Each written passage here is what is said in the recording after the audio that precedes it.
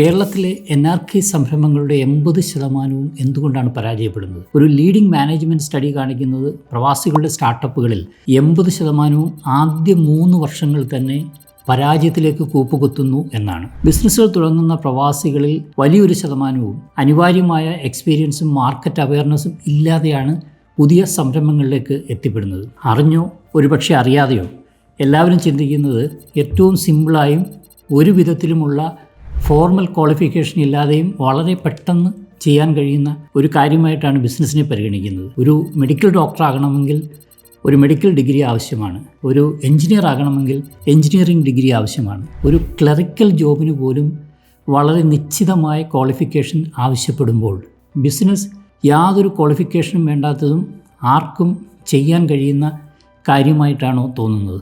എന്നാൽ ബിസിനസ്സിന് നിർബന്ധമായും ഒരു മാനുവലും ഒരു SOP അഥവാ സ്റ്റാൻഡേർഡ് ഓപ്പറേറ്റിംഗ് പ്രോട്ടോക്കോളും, ഒരു ട്രബിളിലേക്ക് പോയാൽ അത് ഷൂട്ട് ചെയ്യുന്നതിന് ഒരു ട്രബിൾ ഷൂട്ടിംഗ് മെക്കാനിസവും ആവശ്യമാണ്. ഇത് ഇല്ലാതെ തുടങ്ങുന്ന സംരംഭങ്ങളാണ് പരാജയത്തിലേക്ക് കൂപ്പുകുത്തുന്നത്. പ്രധാനമായും പ്രവാസികൾ ഗൾഫ് മോഡലിൽ തുടങ്ങുന്ന 4 ബിസിനസ് സംരംഭങ്ങളാണ് ഏറ്റവും അധികം നഷ്ടത്തിലേക്ക് കൂപ്പുകുത്തുന്നത്. എങ്ങനെ ഈ എക്സ്പെൻസീവ് മിസ്റ്റേക്കിനെ നമുക്ക് ഒഴിവാക്കാം? നിങ്ങളൊരു പ്രവാസിയാണോ? ഒരു ബിസിനസ് തുടങ്ങുവാൻ ആഗ്രഹിക്കുന്ന ആളാണോ? എങ്കിൽ പ്ലീസ് ഫോളോ NRK നാവിഗേറ്റർ.